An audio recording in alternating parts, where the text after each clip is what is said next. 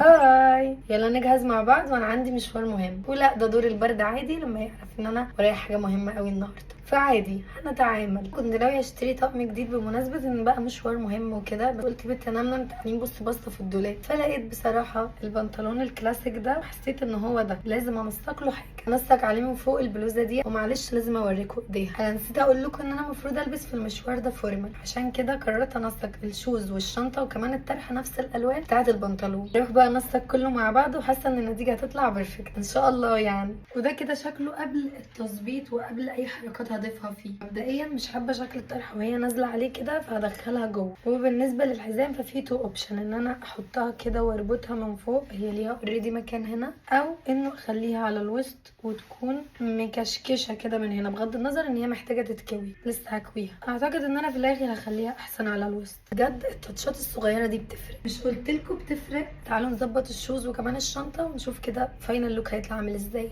وكده بالشوز وكمان الشنطه، ومش هننسى اهم حاجه النوت عشان لو احتجت اكتب حاجه مهمه، وكمان النضاره عشان نكمل كده شكل اللوك. وبس كده، بجد متحمسه جدا جدا للمقابله اللي انا رايحاها دي.